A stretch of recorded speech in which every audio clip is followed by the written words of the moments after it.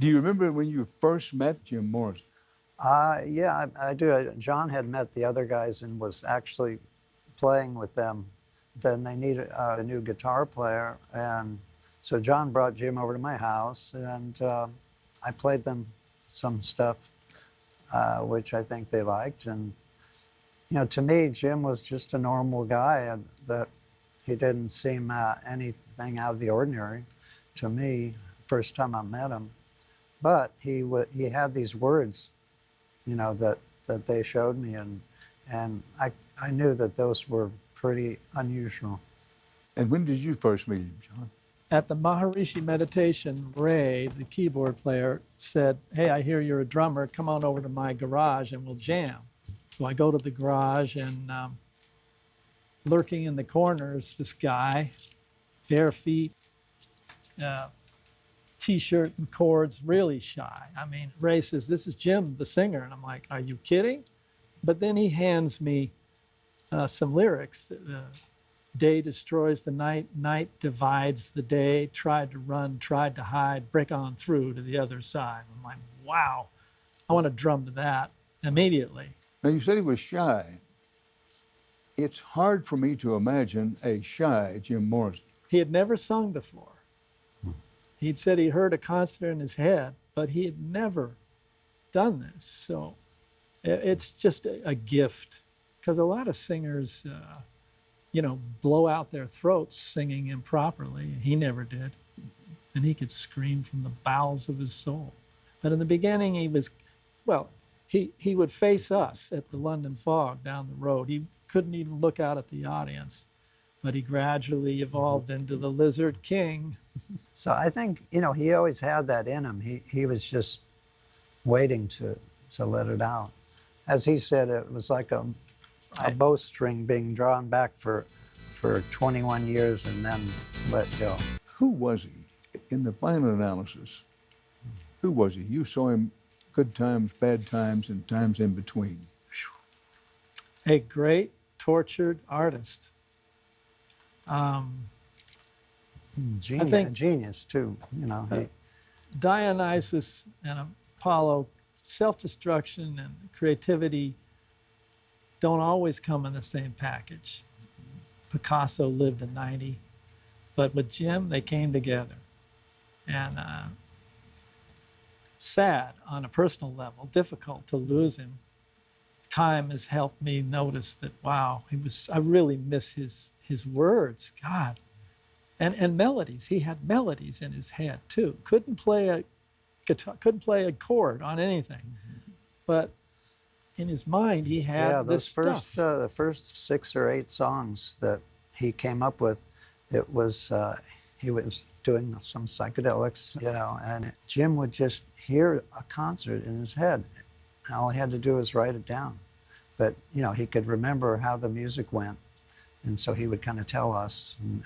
He said he thought of melodies to remember the words.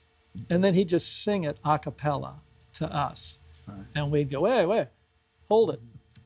E flat. Okay, go. No, stop. You know, and we'd kind of eke it out together. No wonder it took so long to put together a recording or an album if you work that way. Well, no, actually, that was pretty quick to do it that way, because at least one of the guys has the whole song in his head, so all he has to do is explain it to the other guy.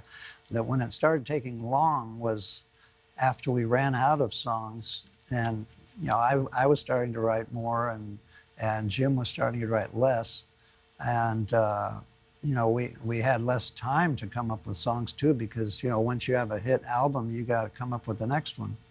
So the incubation period is gone with success, and everybody wants to hear "Light My Fire." Great, but we want to write new stuff. You know, for the first album, we recorded that thing in less than a week. Yeah, well, yeah, because you know, but we had 2 years in order to work the songs out, so they were perfect. You know, after the first and the second album, we still had plenty of songs that we could work on. But after that, it was like come up with brand new stuff in the studio. So, you know. And Jim's self-destruction is increasing. He's moved on to alcohol, you know. which is probably the worst drug of all. Well, that's saying something. You're saying particularly for Jim. John, did you know when you first met him or in the early going that his father was a decorated admiral in the U.S. Navy? In fact, No, commanded a carrier off Vietnam? No, I did not. And in fact, when we finally got a little record deal, we had individual bios, and in his section where it has parents, he put deceased, which they were not. No. But kind of some friction there with his dad. Well, there was very definitely interested. some friction. That's right. Friction, to say the least. Father, I want a mother. Well, you've raised it. I was just about to raise it. Was it at the London Fog or here at the Whiskey A Go-Go?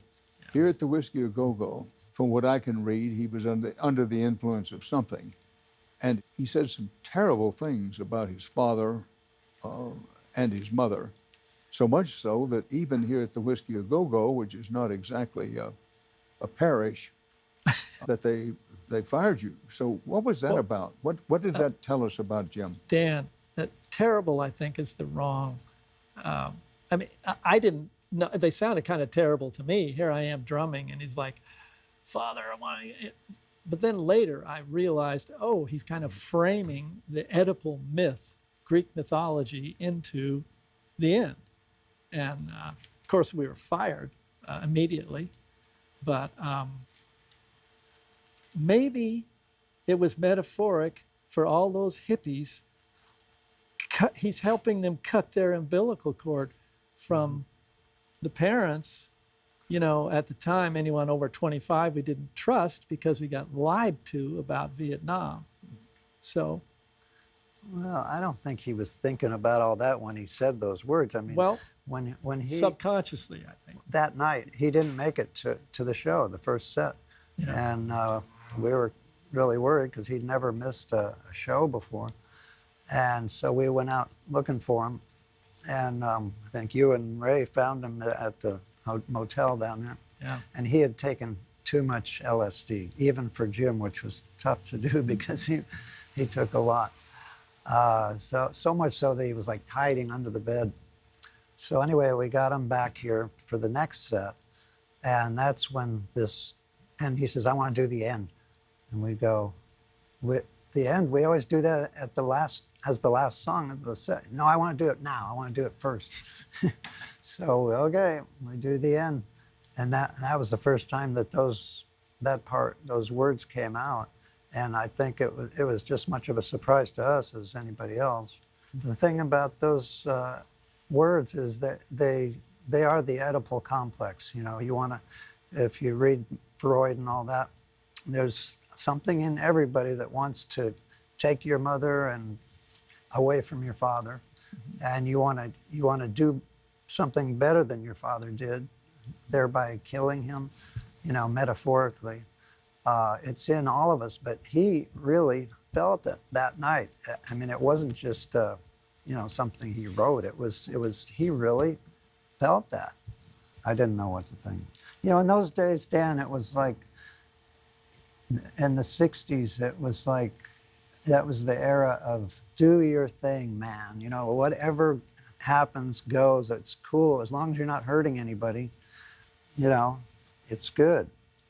It really didn't surprise me that much, to tell you the truth.